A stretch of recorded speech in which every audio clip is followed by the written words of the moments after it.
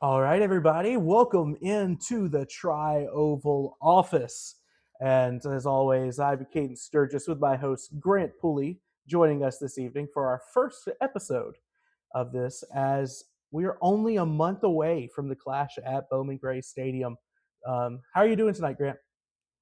Excited for some racing here soon. Been talking to a bunch of folks just in and around the office, and we're all fired up for some racing. So ready to go. Yeah, I think it should be a good time. And I think something that a lot of people are curious about going into this season is we're getting 750 horsepower for the first time in several years. Definitely the first time with the next gen car, and that'll make its debut at Bowman Gray Stadium. So I think that should impact the racing product. I don't know if it's going to impact the racing product in as much as a lot of people would like it to, but I think it's going to make the Madhouse a little bit more mad that night. No, I agree. I think it'll show up more in some of the longer, shorter tracks, if you will, like Bristol and Darlington and stuff like that. But we'll see what happens at Bowman Gray. I'm excited to see how that looks.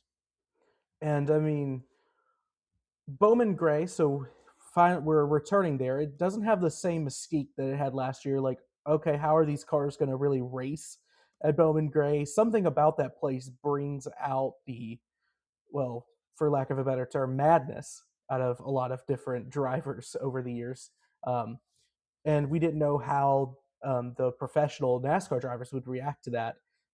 But I think it was a very good race. Chase Elliott dominated that race. It raced a lot better than the LA Coliseum because I think it just was built for it. There's a little bit slight difference in the turn radius or something like that. I don't It just know. was a lot better racing. But I think I'm very much looking forward to it. We only know one driver that will compete in this, and that will be your 2025 champion, Kyle Larson. He is the only one locked in. And then outside of that, we'll have heat races and qualifying to make the final event. I can't wait to watch Corey LaJoy try and qualify in the sixth car in this race. It's going to be something else. So we'll see what happens in that one. But he's definitely the weirdest of the bunch. And thank you for bringing that up because I wanted to talk about a few drivers kind of making their debut this year or just kind of in a weird spot. We'll start out with Corey LaJoy driving the six car and really just Brad Keselowski's team in general. We thought this was a skiing accident. It was actually him slipping on ice and breaking his leg. And it's kind of odd, I'm which just now learning. I thought it was a skiing accident until right now. Huh. um, So he broke his leg, and it's kind of odd. They're coming out a full 4 weeks ahead of any on track racing and just, hey, I'm not racing this week. We already have a substitute driver in place. If it got leaked, it might be one thing, but it makes me worry for the regular season and one of the last regular seasons, presumably, for one of my favorite drivers that I grew up watching. Yeah, no, I agree. I'm an RFK guy, as you know. So I think it's a good thing. I think it's smart that he just went ahead and called it and said, "Hey, I'm not even going to try. I'm just going to let Corey run my car, get another week to get healthy, and then be back for the 500." I think it's smart. I think it's the right move. So we'll see what happens with the other two guys. But I don't know. Corey LaJoy, I think his average finish on short tracks is like 26. So we shouldn't be looking for much out of that car. But I'm just excited to see that Brad's going to be healthy for the 500 if he is able to go, because he's always a weapon at the super speedways. So we'll see what happens. And something interesting, I mean, Corey raced part time last year, but that was not a competitive car in the slightest. It was a good looking car, though. We saw it up close at Atlanta or Echo Yeah, Park now last it's year. always Atlanta. Yeah, never going to call it that.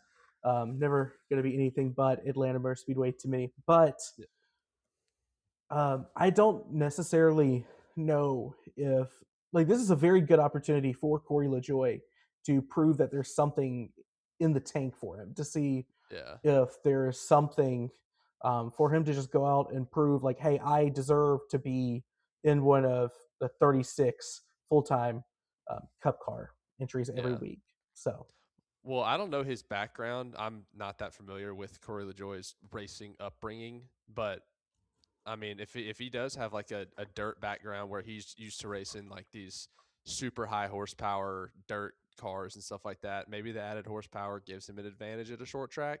If it if that's not his background, then maybe not. But if it is, then that could be an advantage for him because I know it will be an advantage for 4 or 5 drivers in the field, especially as we go throughout the season. The added horsepower is just gonna it's gonna make some of these guys who are already fast on the short tracks even faster.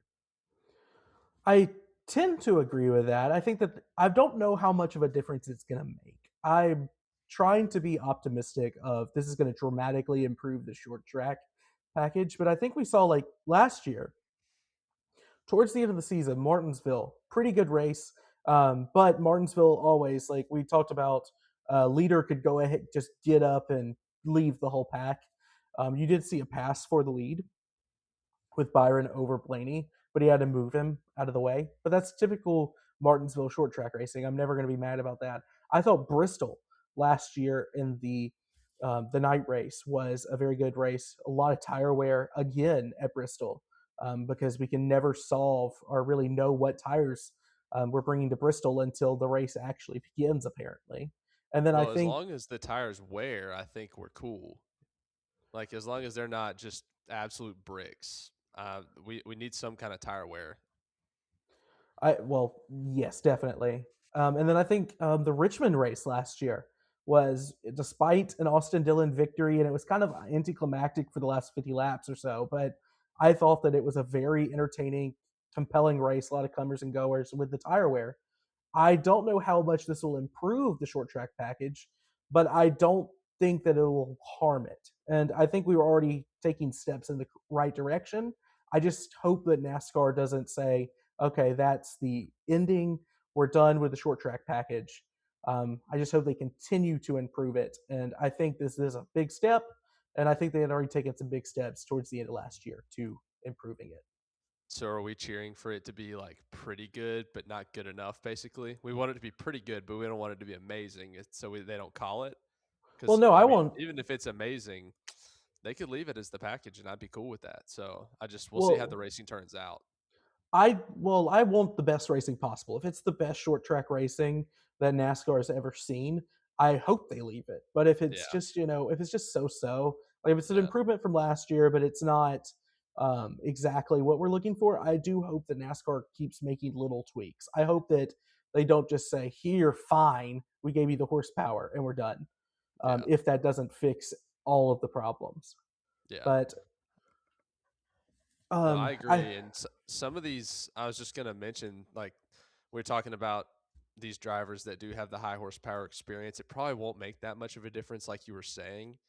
But if nothing else on the tire wear thing, there's going to be guys that are really good at managing that right rear that are going to excel just in just a very marginal amount. But over 500 laps, like that's going to matter.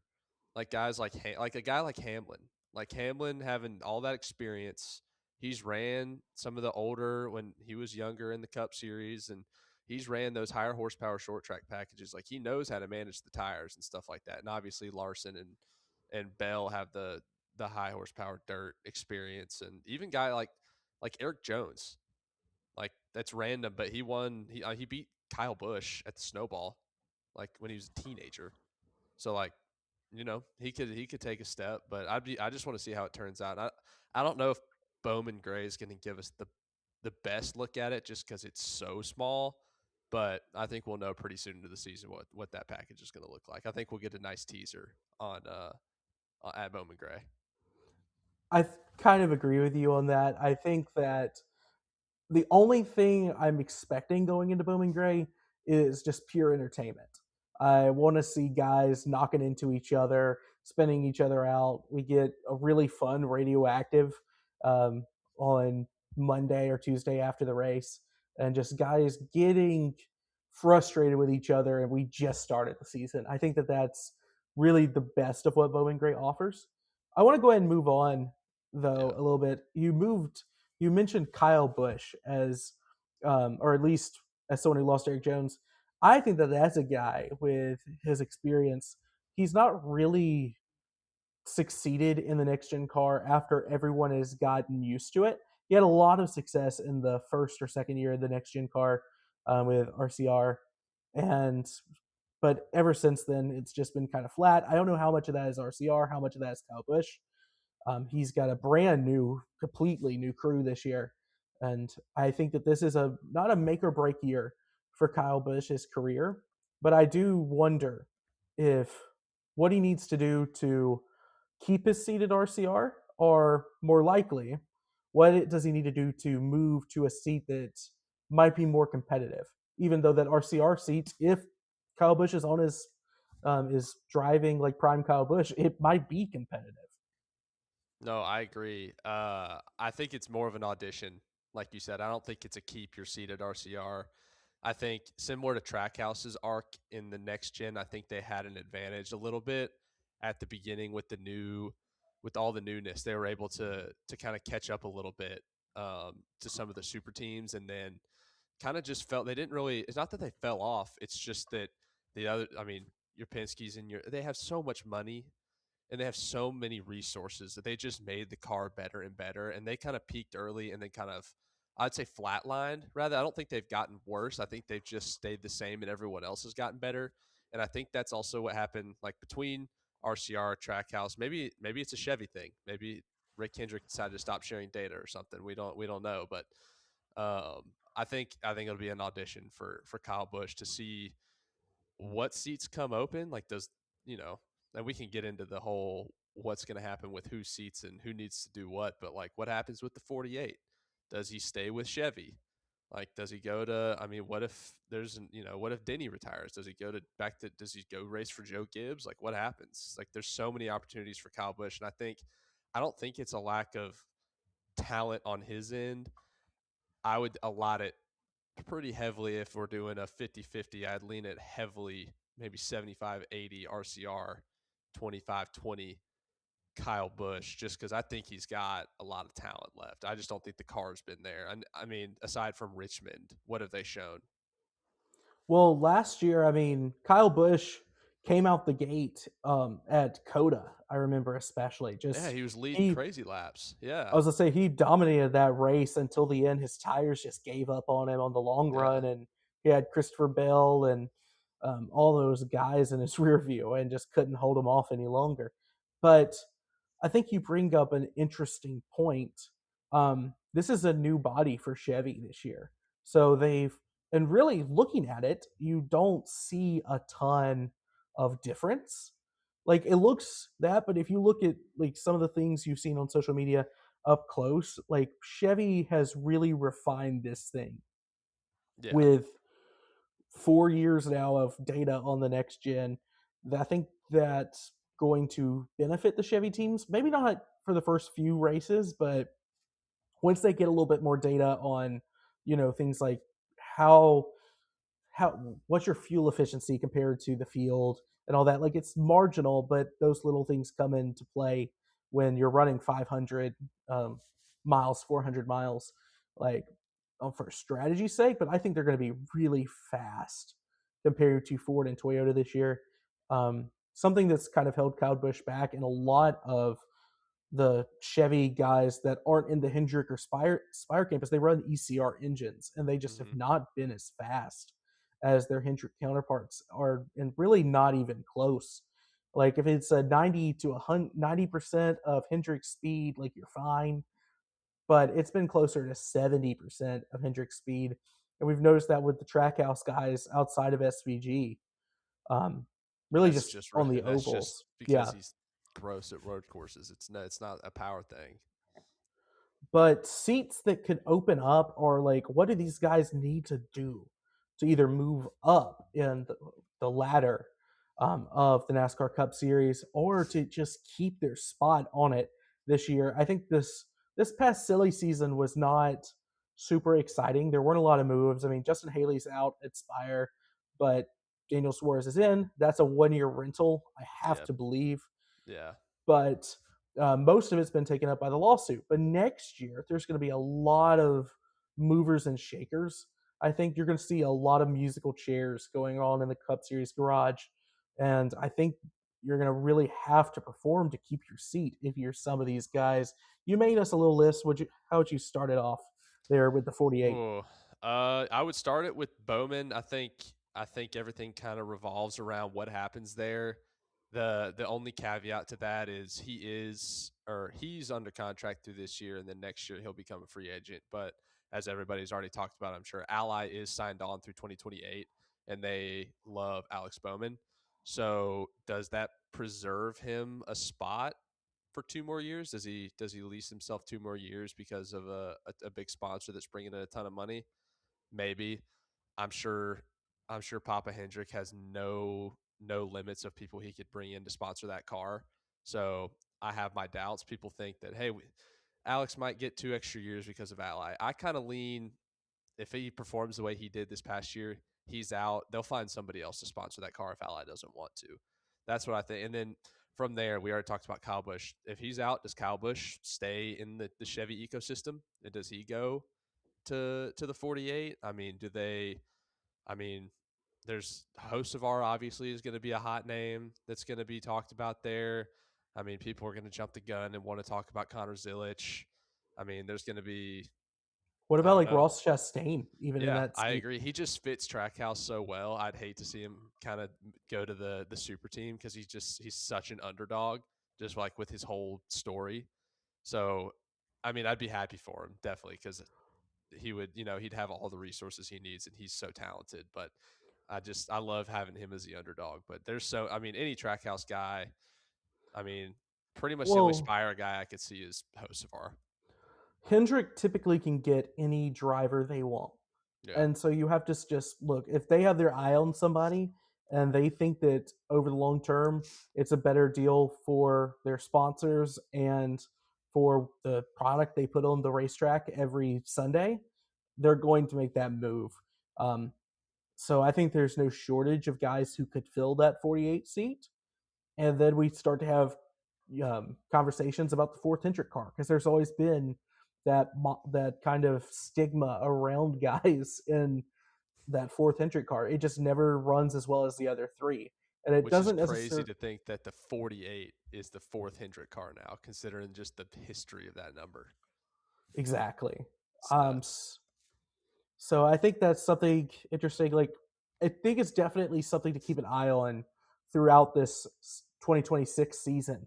Yeah. Looking at a lot of young guys and where they're doing what Zilic going to do in his rookie season, and would he immediately jump to the super team as the young future superstar that he is, or someone even like this is kind of out of left field and he has a contract with a Toyota team, but Corey Heim. He's I not racing almost said it. You beat me to it. I was going to say, I mean, he's not racing full time, and realistically, Hendrick could probably pay more money than 2311. I know Michael Jordan's worth a lot of money, but I mean, if you're Corey Heim, you might not be exactly happy at the way that Toyota, as a pipeline, has treated you. You go out, you win the Truck Series championship in dominant fashion last year, and then you can't even get a ride full time in for Tricon and the trucks. And because of money reasons, Riley Herbst is riding around in 34th place every weekend, and you know you're better than that guy. And for politics reasons, I mean, you can't go and take a ride at Joe Gibbs. So I wonder if that's something that they would consider. And oh, with I'm the, sure it's on their radar. I'm sure. And then in that same note on the Herbst thing, I don't this lawsuit I feel like kind of and just everything that's happened in the offseason has kind of shifted Denny Hamlin's mentality in a way. He just seems like it's just like all the weights are gone. It seems like he cares less than ever, I should say, about what everybody else thinks. Maybe he's like screw having money brought in by Herbst. He's like, I want to win. Like I could totally see him just cutting bait and just being like, I want a guy who's going to get in here and win, not a guy who's going to bring me money. I can go find, especially with these charters and how much is going to get invested into NASCAR coming in the next few years. I know everyone's talked about like the hundreds of millions of dollars that these could possibly be worth. We're not going to need guys that can ride around in 30th to bring in a couple extra, you know, maybe an extra 100 something thousand bucks a year. We got people investing tens of millions of dollars. Go put the fastest guys you can in your car. And Corey Heim is, I mean, is there anybody else even in the same stratosphere in the Toyota pipeline as fast as him? I do not think so. Not even close. He's You so could fast. argue the only guy in terms of pure pace in any of the three pipelines is Connor Zilic, and Yeah, I look think at that him that's now. an argument. Yeah, I agree. So And I see no reason he shouldn't be in the, I mean, maybe he'll change the number in the 35, but I mean, we can only speculate. But that's my opinion on just what I've kind of gathered from following all the lawsuit and stuff like that, and just seeing how Denny's kind of his mentality's kind of changed. And obviously, I don't know the guy; it's just observing from a distance. But I could see with all this influx of money that allegedly we're going to have, I could see him totally just being like, "Screw the money thing, we'll get it elsewhere. Let me put this dude in the car and turn it into a rocket ship." Because there's no, I honestly don't think there's any reason he couldn't be the fastest of the three. I think he could immediately get in to be faster than Reddick and Bubba, and I think they're both very talented. I was gonna say, and 2311 took a huge step last year, at least in terms of the 23 camp. 45 Yeah, took a bit of a step back, but Bubba really seemed to hit his stride with just a new voice in his ear and goes out, wins Indianapolis. He didn't have a super great average finish, but he went through a lull. Like after about 5 races in to about the 15th, 16th race of the year, he just didn't run very well. It seems like there were a lot of mechanical issues plaguing, well, all of Toyota it in was. general Yeah, last they year. couldn't get. I mean, they were just pulling cars off the track just precautionary. I remember because I can't remember what race it was, but I think Bubba had a mechanical failure, something big time, and then they felt a little bit of the same issue in the 45 camp, and they just said, "All right, park it in the garage." He's like, "We can't finish this race." He didn't even, it's just it was a total nightmare there for a few weeks. And it's like even this was Toyota like deep into the playoffs. I mean, Briscoe and Hamlin both had mechanical issues at Martinsville, as well as one of their teammates. I think it was Gibbs because Bell was competing for the win. So just a lot of things. Kind of circling back around, we kind of mentioned what does Bowman need to do to keep his seat, and it's like definitely cannot have the year he had last year. No, I think he might be safe, or at least gets that like year or two deal extension from basically Ally if he can win at least a race. I think if he has wins one race, it's at least a conversation. If he can win two, then I think he probably puts himself in a much safer spot because Hendrick can always look, well, we'll kick the can down the road, and maybe financially it makes more sense at that time to go after a Carson Hocevar who's matured a little bit, or a Connor Zilic who has now learned the next gen and is winning 6 to 7 races a year. So I think Bowman is the easiest of the quote unquote hot seat guys in terms of being able to just satisfy his employer enough to bring him back for a year. yeah, because Um, he's not the he's like we said, he's the fourth car. It doesn't really matter. He's not. They're not relying on him to really carry the flag of Hendrick Motorsports. So, but I mean, we'll get into this, I'm sure, in a bit. But speaking hypothetically from last year's playoff, like, is there a round that you would think if the playoffs were going to stay, does he need to get to the round of 8 to save his job, or does he just need to win a race and get in, and then he's fine? Because I think even if he wins a race, you're in a Hendrick car. I mean, that's a given. You should win a race. Like you should trip over your shoelaces and fall into a win at some point. In 36 of them, you're in a Hendrick car. I think you got to win at least two, maybe three. And I mean, hypothetically speaking, whatever happens with the playoffs, if it was last year's, I think you'd have to at least get through the first round, at least. Otherwise, it's like they like you said, they can get anybody they want.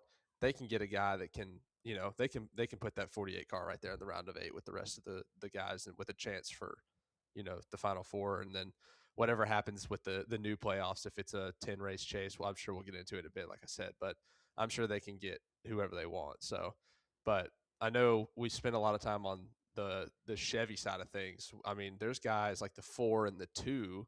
I mean, obviously the 4 is, Noah, he's a good driver. He's No one's really expecting him to go out there and win, but I mean, technically the flagship Penske car has been terrible. Terrible. So where do they go from here? Cuz Tim Cindric's out. His I was dad's not there just, to protect him anymore. Not that he really. I mean, I like Austin. He's got some talent. I've had a very interesting arc on Austin Cindric, and I am very fond of him now. I think he's a good guy and a good driver, but um, he but is underperforming. yeah, but the 2 has just been lagging behind, um, just the 12 and the 22. And Joey has not had great seasons the last 2 years, even though he's won a championship, Yeah. which is crazy to say. But the 2 has just not been as fast. I mean, he's got what 3 wins now, um, in the Penske number 2. One of those was the Daytona 500 in his rookie season. He won at Talladega last year, and then a total just we mentioned with Bowman, like you got to trip over your shoelace and win every now and then. That's what happened with Cindric and Gateway two Oh, it years was ago. yeah. I Just was good just fell grief. into it. I Um, don't. it I don't know. Go ahead. it felt like he was really, really good to start the year, which he should be, considering that Yeah. we start on 2 drafting tracks, and he is arguably, I mean, he's arguably the best drafter in the next gen era. He just can control the race better than anybody else. We saw it at Atlanta last year. Outside of Austin Hill, I mean, nobody else had a better weekend than Austin Cindric on that, controlling the lead pack, um, at Atlanta. But I don't know. I think he's got to show us something on the non-drafting tracks in order to really keep his job. Except for, I think one thing that really is in his favor is Ford has absolutely no top prospects at the moment. There's no one coming up. There's not a Zilich or a Heim in the pipeline, um, just ready to come up and replace him at Penske. So maybe you look around and like, well, could Penske go and get Josh Berry out of the 21? That's their affiliate team. I mean, they could, but I mean, Berry is not giving me any reason to think he's better than Cindric and pretty Mm-mm. much equal equipment. I mean, I'd say that it's probably a small step down, but the 21 should be treated like a Penske car most weekends. And then you look at RFK. I mean, Busher, and I don't think Busher's going anywhere. I think No, that he's a Jack Roush guy through and through. It would take you'd have to move a mountain, I think, to get him out of that team. And I think that like Busher is a very good guy. He's obviously your favorite driver, but just very consistent, very underrated, and takes those, RFK cars that have not been the fastest, over the past few seasons. They're getting better, but they are not on the level of the top 3, organizations. Like, is that a guy that could go into the 2, or is he too loyal to Jack Roush and now Brad Keselowski, and who has made him the guy at RFK? It's like, look, my name's on the building, but the 17 is our flagship car. Yeah, And then like Ryan Preece, he impressed me last year, big time. but how much of an improvement is Preece over Cindric? Um, like I think he is, but I maybe do I'm a little bit too. biased. Well, the good news, well, Centric at least has him in one category, which is staying on the track Hey, at super speedways. The new A pillar flaps are going to keep him firmly planted, so I'm told. I don't know about that, but I don't know. That driver, that man can just break the laws of physics whenever he's anywhere near Daytona Beach. So, but in the Ford camp, I mean, who else is there to go after? I mean, do you really look at someone like Todd Gilliland? I mean, Noah Gragson has got to be. I think the best thing for him would be to go back to the Xfinity series, or oh, sorry, O'Reilly series at this point, in time. Like, he's not ready for a jump up to the 2. So, I mean, at some point you might have to look around and be like, Cindric is your best option in the Ford camp, unless we could pry away one of those guys we were talking about for the 48, if that's a Ross Chastain or a Mhm. Kyle Busch, Joey Logano on the That would same be team would be kind of interesting. But that's I mean, he does. Kyle Busch is just intent to drive all of his old rivals' cars because he's in the 8 now. mhm. If he went and took the 2, that It would just be. would be I mean, I he'd was, fit though. Think about like the history of that 2 car. Think about the guys that have driven that. Like, is that so? I mean, it fits, but I mean, think about even like, do you look at Lane Riggs? Is he ready? Or, I I mean, was gonna say I think you need some more seasoning, for Lane Riggs. So he's like the only guy that like has a little bit of like oomph to it that I'm like not completely. Oh, absolutely not. No way. I mean, I'm like I could justify it if you really had to, but it's there. I don't think he's better than Cindric. So I don't know if they definitely aren't prying away any of those prospects we talked about. I don't think they're prying away any track house guy. Maybe a track house guy. I mean, it is the Penske 2. So I kind of forget that. It's like it's been Austin Cindric's car for a few years now to where it's kind of like it feels like it's lost its luster. It doesn't really have that but zing to that's it. Like still the blue deuce yeah, at the like end of the day. it's not like you don't like even Bowman's been pretty good. You hear like the Hendrick 48 and you're like, that's got like, oh, okay, that's important.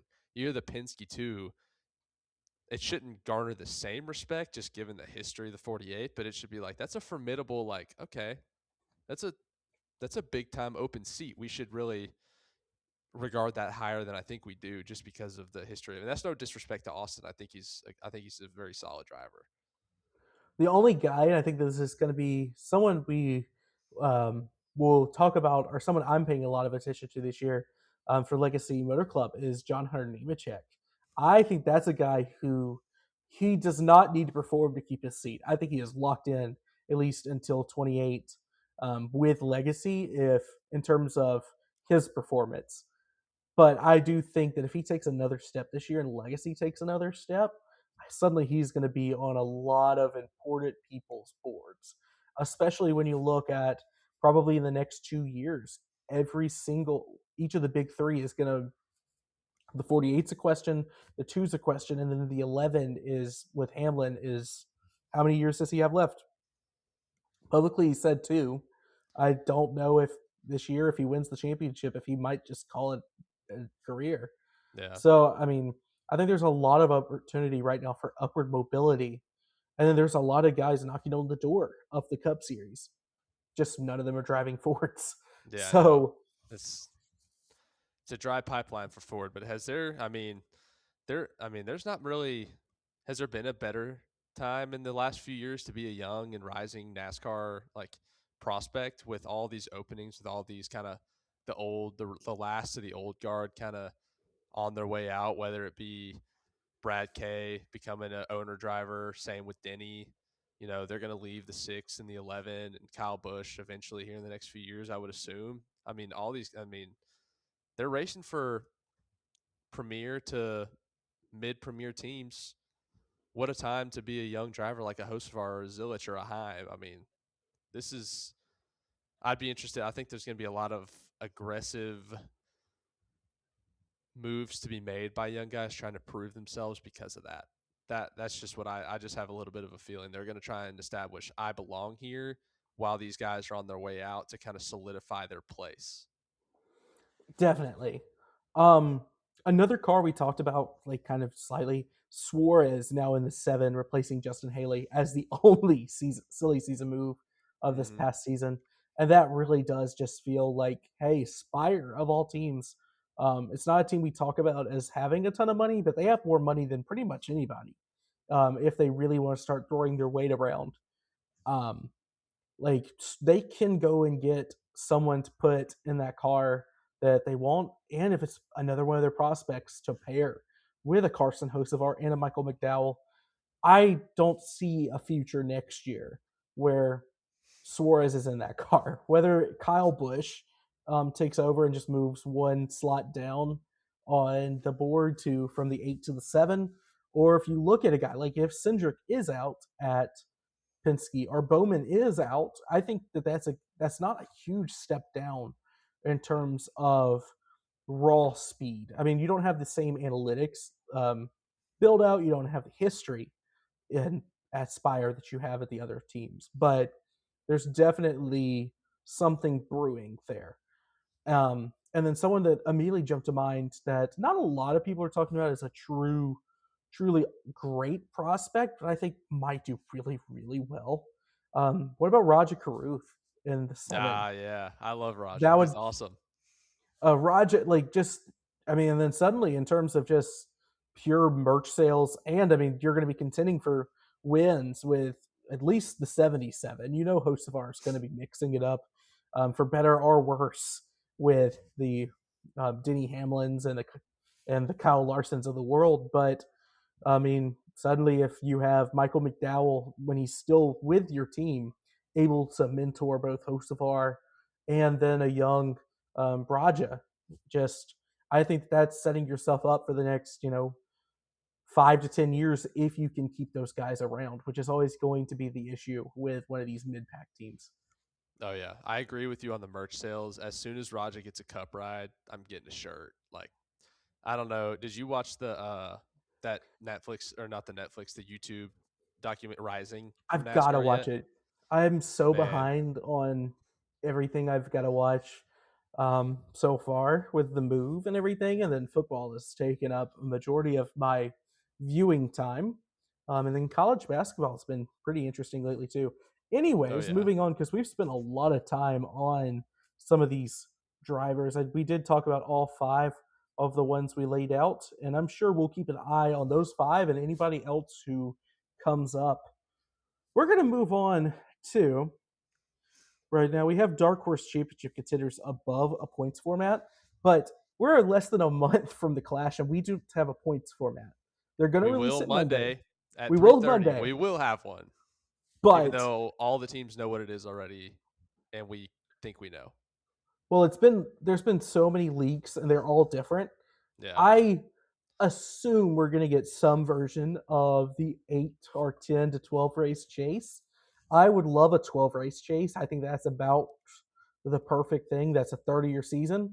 That hey, you the best 12-ish guys, you go out and you go and win it. Um, but I just think it's so interesting with everything that went on this off season. We're almost back to regular season, and we don't know what our championship is going to look like in a major American sport. That's kind of insane. is that unprecedented? Dare I say, has that ever happened? I'm trying to think. Like, I can't think of a time where we've gone into like the NFL season, at least like before they probably merged the AFL and the NFL or whatever, and we didn't know what to play. Like, this is pretty much unprecedented.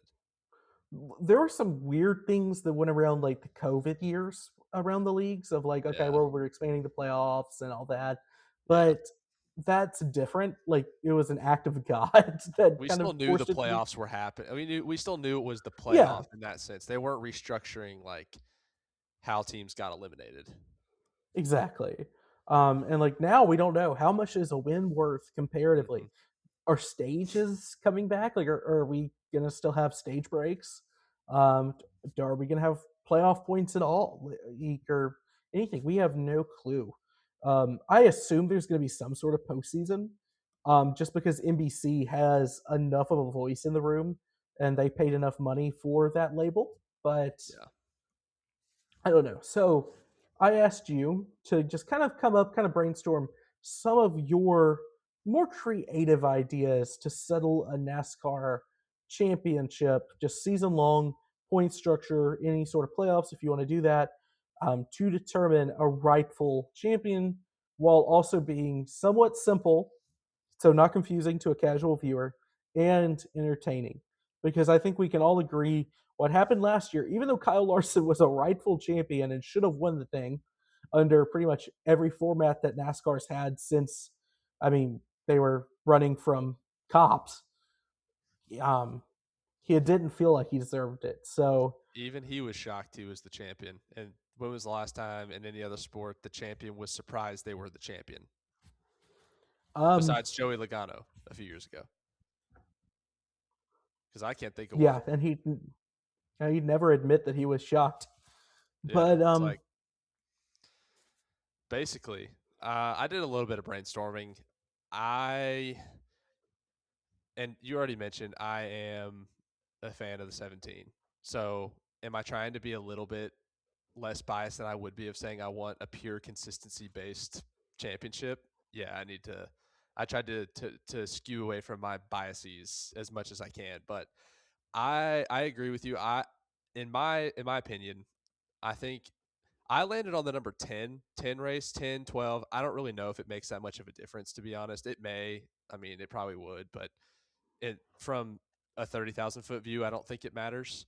So 10 race chase is what I would try to land on there, um, with a heavy bonus being awarded to the end of the regular season champion, because I think that should still matter, because it feels like it just doesn't really matter that much right now, other than it's like a curse that you're not going to win the playoffs. Like that sucks. Like you should be rewarded pretty mightily for being the the best top, yeah, driver the for best 26 driver for races, that many races. It's like, oh, you got like a few playoff points, congrats. Like, all right, now you got to go fight against about like 15 other dudes to make sure you make it to the round of 12. It's like, okay. I think you should. There's a some kind of, maybe it's tiered too, like one through, maybe you get 12 drivers into the chase. You go 1 through 4, get a heavy bonus, and it's kind of tiered down in terms of like a point. Like everybody starts with a thousand points going into the playoff, 1,000. Maybe the regular season champion gets 500 extra points. Maybe and just kind of tier it down, and then maybe 5 through 12 get the same amount. But I'd make it to, because I also understand NASCAR doesn't want to lose that, like the game 7 feeling, and you can spare me with when the lights were the brightest. I know we've all seen that garbage, but to keep I'd say to keep the suspense up, it needs to be the points per race in the playoffs. Maybe it's different than the points during the regular season, but somehow make it to where, if it's not going to be catastrophic, if Larson's number one in the points and he won the regular season, and first race of the playoff he blows a tire or he bends a toe link and is out for the race, make it so where, if whoever, say I don't know, Briscoe is second in points, maybe he gets second or wins the race. Make it to where it's close enough to where he could surpass him. You know, make it so where the guy in the beginning of the playoffs, the guy in first place is never unsupplantable, if that's even a word. But you know what I mean. Make it always, you want to always keep it in reach to where it's like, oh crap, if that guy blows a tire or something, like he could fall to third. Like I want to keep it to where every race is within reach. And then everything, I mean, as long as we have that, like I don't really care about what we do at stage breaks. Like maybe we have a caution, maybe we don't. As long as, I mean, stage points are cool. I think it keeps it kind of interesting. Kind of makes the guys race a little bit more throughout the race instead of just kind of getting in a line and doing their thing. So I like stages for that reason, but other than that, I'm not really that picky as long as we get some kind of chase format rather than a playoff. Unless they did a playoff and they made it like a 3 race championship instead of one. I'd be cool with that, but that's kind of where my head's at. I okay, so I've thought about this a lot. So, I'm not shocked. yeah, I mean, you know me very well. I am very neurotic when it comes to stupid things like this. Because they're definitely like Jim France is going to be knocking on my door tomorrow and asking what. Granted, I mean, with how dysfunctional NASCAR leadership has been, that's not the like most unheard of thing that could happen. But I was about anyway, to say, don't underestimate them. They could, they're they're unpredictable. But I want to hear what you cooked up. so 36 races um, that actually count towards points. We're going to do a 10 or 12 race chase. I would prefer 12. I think 10 is probably better for NASCAR. So we'll go with 10. So 26 race regular season. And every single one of those races, we're going to have one stage. And it's going to, for lack of a better term, it's a stage break. But there will be no stage caution.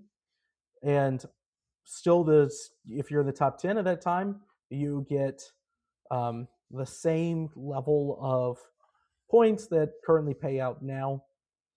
And then, but we're only doing it once and we're going right through it. You don't have that caution baked in. So, especially on like super speedways and road courses, you don't like strategy kind of becomes more apparent, and you don't have as many people fuel saving on super speedways. So I think that that would improve racing a lot just from there. Um, Something I have done, and there's going to be some people who know wheel that are going to criticize me for this, but I took a page out of the F1 playbook, and I really want to award both wins, number one, and then consistency. I don't think if you finish below 20th, you should get any points at all. I think that that's where we cut off our points at 20th. If you don't finish in the top half of the field, you don't deserve anything. And that makes it a little bit of risk. It's a little bit risky, but it means that we're going to reward you for not crashing out of a race. Um, and then just limping home. And, a few other people crashed out ahead of me. So I finished 30th instead of 36th. And that's a 5-point difference. No, you don't deserve those 5 points or those 15 points you got from crashing out on lap 2 and then driving around 25 laps down all day.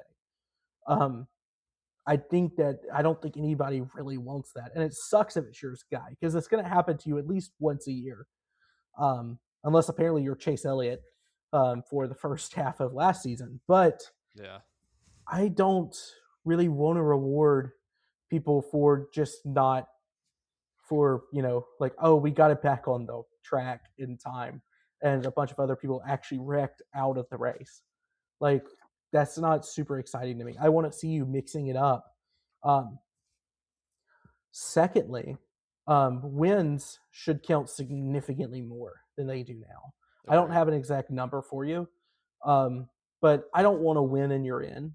But at the same time, there's no world where SVG could go out again and have just a mediocre performance on the ovals. I think he's going to get a lot better, but that's for a different discussion, probably next week. But where you can go out and win 5 or 6 races on the road courses and doesn't make this chase or playoff or whatever we talk about. So, however, either that is through you just make a win significantly more than second or third or even fourth. You give your podium position guys more, so you're mixing it up for an actual win and going after positions. It's not just like a 1 or 2 point difference. Or you have a wild card like they introduced in like the second iteration of the chase. Either way, you have a wild card for whoever has the most wins who didn't point their way in. But at the same time, I think it's very important. 16 drivers do not deserve to be competing for a championship every year. I think the max is maybe 10 or 12. And I think you go 12. I think you have to go with 12 guys, maybe 10 point their way in. 12, you have 2 wild cards so that a guy who just wins a lot and has mechanical failures can get in.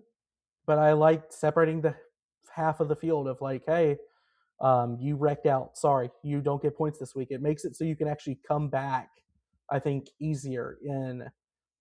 You can reel in the champion or the championship leader in a little easier. And then when you start the chase, your regular season champ should probably start with almost a race wins worth of points over the last place. Yeah. And then we can kind of find the ratio where we want it. Like you said, you mentioned tiers. I don't know that much about like what's fair and what's not fair, but I definitely think that that was the only thing about the 10 race chase I did not necessarily care for, because you could go out and rip it for 26 races, but at the end, Jimmy Johnson is just going to consistently point you to death. Chad Knaus is going to pull out a book you haven't seen all year, and he's going to take you to school. And there's nothing you can do about it. From Darlington to Homestead, Jimmy Johnson, who won 1 race all season, won 6, and is your champion. And he didn't finish below 5th the entire time. And like, I think that's cool, but I think there should also definitely be some a big reward for winning the regular season championship. It can't just be an even playing field for those guys. Yeah. No, I So think we're pretty square on that. Definitely being, I think rewarding is probably the big. That's one of the things we agreed on. I really like what you said, and then I really like the middle. So are you saying you do one stage break with no stage caution, just dead halfway? yeah, I like that. once I like that a lot. I do the like only that. thing that I think could be fun maybe is like a race like the 600 is if you're just like or crown jewels maybe you're just like there's multiple stages and it pays more for just the race because it's Hmm. like hey there's more stages but you're still no cautions built in. It still Yeah. feels like an absolute marathon. um like the Southern 500 the last few years, which I guess it technically feel Southern 500 is supposed to feel very long, but Yeah. it's felt longer than the Coke 600 the last few years just because those stage breaks. Yeah. Um, so I think getting rid of the stage break but keeping the stage points, I think that's a pretty good way. And especially if you wreck out of the race, you're not getting points. Most likely, unless we have a Talladega incident where we take the entire field. Yeah. Um, you're not getting points. I think that's a really good way to reward you for being consistently at the front all day long. And Yeah. so maybe you even pay out like stage points now um, for being at that line halfway through the race in the top 10. You know, you get for being 10th instead of getting 1 point, you get two all the Yeah. way up. It's 2 points more. Yeah. So the I like same that. amount of points to go around per race, but just like we're measuring it slightly differently and we're not bringing the race to a hold. Yeah. And I think this like kind of a different subject with that. The TV partners have to do a better job if that were to be implemented of being like not saying, "Hey, it's stage one," and then we're going down white flag or white and green checkered flag, and calling it stage one. It should just be like, "This is how many laps are left," and then with about 10 laps to go, they should be like, "And now we're racing for a point, and every championship point matters." Yeah. Going into it. Because if you listen to someone who does not pay attention to NASCAR, like how me and you and some of our friends pay attention to NASCAR, like Pat McAfee on ESPN, every time that he has a driver on there, whether it's Kyle Busch who's on there a lot, or Kyle Larson is on there every time they go to Indy, with him doing the double last year, or other guys like that. He always tells them, I look, and if it's stage one out of three or stage two out of three, that tells me I can flip the channel and I'm not going to really miss anything because the finish isn't around yet, and I'm really just there for the finish. Um, which NASCAR has made an effort to try to pander to casual fans, and then they do that, which is kind of every person who doesn't watch NASCAR and I'll show them a race, and they're like, "Well, why are we watching this whole thing? It doesn't Hmm. matter." Because Yeah. especially once the yellow flag flies out, and they're like, "Oh, so we're just having another race," and that one didn't matter at all. I was like, "Well, yeah, you see, but the winner got 10 points. So that matters a lot, and that's thing called a playoff point, and then Yeah. that brings Then up a it's, whole other, you're digging yeah." into a whole. My only rebuttal to that, in terms of if I was like a driver talking to Pat McAfee, is do you not watch football games in the first quarter? Like But then he, that would be my only rebuttal is like, I mean, you can't, you know, well, you I could don't know. be Indiana, and I mean, the first quarter mattered there. It wasn't like after the first quarter they said, "Okay, Indiana was up by three touchdowns, but now they just won one quarter, so they're up 1 Yeah. nothing now." And Yeah. then it doesn't matter; it's 2-1 going to the fourth quarter. Like Yeah. that's basically what it would be. Yeah. That's true. I So, just, I, that's a, yeah, that's a whole rabbit hole too, trying to explain, like you said, to the casual fan. And it does seem like you're stopping. You're like, why is so is it three races? Is it one race?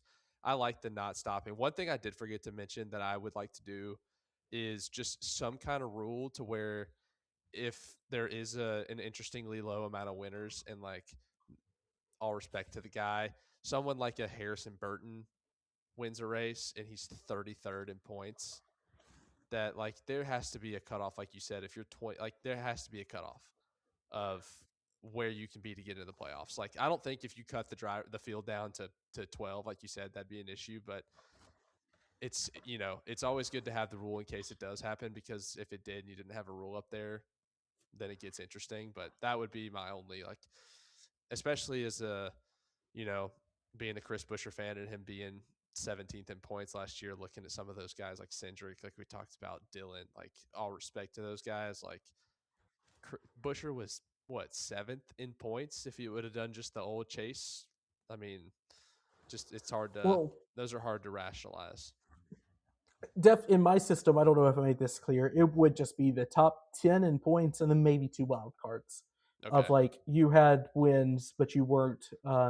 You had the most wins. I think you'd have to make a stipulation that you had to have multiple wins Yeah. to qualify in that spot.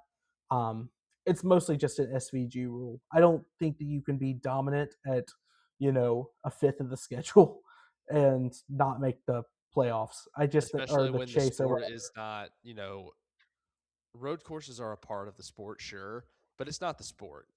Like, it's a fun little mix up here and there, and I honestly wish we had less of them. I think a lot of like the guys that have, people that have watched NASCAR for longer wish that we had less of them. So, I mean, like SVG is an awesome driver. I think he's done exactly what he was brought in to do. But I think it's been a good, that for Trackhouse, it was a great way to exploit the point system of how they had set it up. So I agree with you there. I was saying more for my points because I didn't have any kind of like 20 or less doesn't get points, just because in my format there is a chance that could happen. But what do you think is going to happen? Do you think it's going to be the just the chase? Like, if you had to project, what do you think?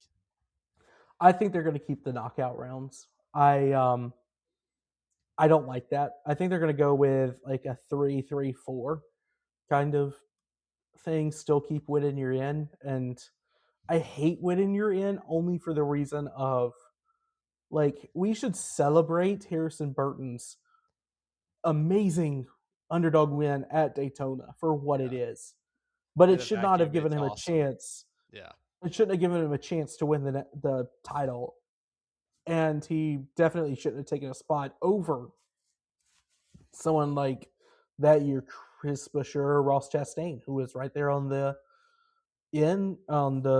outside looking in, and it didn't make any sense for them to be. We can debate road courses all day, but I don't want to do that right now because we still have only a few minutes to go, and we got a topic still left to discuss.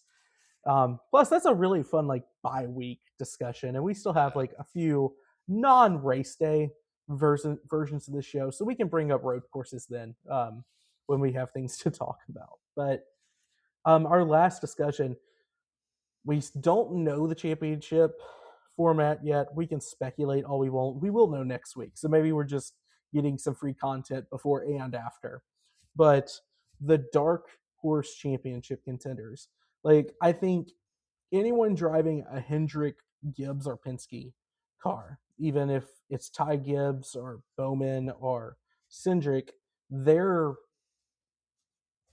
the chassis and the motor and everything they're driving and all of the money making that car go gives them a chance every year hmm, to win the championship, just pop off and win one. Um, Especially if it's a win and you're in and you only realistically need to perform 11 races of the year. You win yeah, one and then you have a good playoffs and you win the yeah, whole thing. Um, I think so. I don't think any of those guys are dark horses. So if you drive for any of the top three, then you're not. So we're both fans of the mid-tier teams. Um, I'm a big Trackhouse guy, but I like RFK. I like 2311. We did that before. Even Spire, like someone like Carson Hocevar, who I think is really, really good for the sport lately. I've mentioned Legacy Motor Club this show with John Hernimacek and Eric Jones. Both of them, I mean, they made good strides last year. I think the mid pack this year is very interesting hmm, um, all around. I think any of those 4 or 5 teams have a chance to put a guy into what we would consider before the championship four or whatever. So I'm going to do this. How about you name 2 guys that you have your eye on that in that mid tier or below who you would not mind, you could at least rationalize putting some American currency on to win the championship next year without knowing the format, of course. Yeah. Well, I'll do it this way. How about I'll give you one guy if it's a knockout, and I'll give you one guy if it's a chase. Sounds good. I think, and I'm gonna be selfish. If it's a chase, dark horse, give me Chris. Give me the 17. I mean, look at the way he ended last year. Look at how close he was. I mean, like he's always there at Kansas. Look at Michigan last year. I mean, road courses, he's always, I mean, he has like a 2.7 up until last year average finish at Sonoma, 2.3 maybe. It's ridiculous. Like he's consistent everywhere. He can win just about anywhere. If RFK takes the leap that it feels like they're kind of trying to take that step, maybe I'm just being delusional as a fan. But I did think they finished strong last year. I think the more that they are just able to develop as a team, and the more Brad is able to put his fingerprint on that team, I mean, I'm not gonna say sky's the limit, but I mean, there's not much that I mean, he's got a lot of talent and he's got experience. There's not much that he can't accomplish. I mean, what I mean, 3 years ago, he was in the round of 8 with he won like 3 in a row in the summer. It was the summer of Chris Buescher. Yeah, So that would basically. I be mean, my pick for the chase. okay, and then I'll do my pick for the chase, and then Yeah. we'll kind of go back and forth. For the chase, I have like two or three guys in mind. So just a 10 race chase, someone who can just go up and consistently contend for wins, finish in top 5, top 10 more often than not. And then at the end of the season, just in a groove, top fives only. Maybe not even a dark horse, but he does drive for one of those teams. Tyler Reddick is That's who I would have picked if I yeah, great pick. Tyler Reddick. I mean, he almost did go out and win a championship Yeah. in this format. Um, he didn't win a race last year, which really feels odd because I think back to a lot of these races. It's like he was up front Mhm. for He was there. a good amount of laps. He just something went wrong in the final stage, and he wasn't there. He didn't put himself in the position to win enough. And so I think Tyler Reddick in a chase format, if he can make the dance and is within striking distance of first place, I think he could go on a 10 race run where he's the best driver in the Cup Series. And he has the equipment to do it because he's basically driving a JGR car, maybe a Mhm. 95% version of a JGR car every week. Yeah. So, and then for a current playoff knockout, whether that's a one race finale or we know it's not going to be a one race finale. So if it's a 3 race finale, 4 race finale, whatever like that, but with knockouts in the middle, assuming winning you're in. I feel guilty because I have first pick both times, but I'm gonna take, and I have a feeling this may be he's probably who you were gonna pick. Maybe I'm gonna take Hosevar. Yeah, that was exactly who I was I knew thinking it. too. I knew it. I'm taking Just Hosevar just because he's such a wild card. Like you said, like he only has to be good for a couple races. Like he can he can blow an engine here and there. It doesn't matter. I mean, he's already done it. Look how close he was in so many different races. I mean, I think he's got the ability to just like you just show up one weekend and you're like, this dude is a rocket ship. So I would maybe it's just like maybe it's a trendy pick. I'm not going to apologize for it. I could think of 2 or 3 other guys that probably would make more sense. The fact that we haven't mentioned a Trackhouse guy yet is probably blasphemous, and you probably will hear. So that feels wrong. I'm But not I going Trackhouse actually. wow. So Well, honorary um track. Any of them could do it, but yeah, that's I I would go. I'd Trackhouse go is in a Hosevar. weird spot though for me. And next week, like I have a slated like predicting every race or something like that. We still Yeah. haven't done the board for next week, but we'll get into like before the Clash or before the 500, really looking at some of these teams and projecting them. I am really looking forward to talking about Trackhouse because there's Hmm. some weird vibes. Like they're good vibes, but they're kind of odd around that team.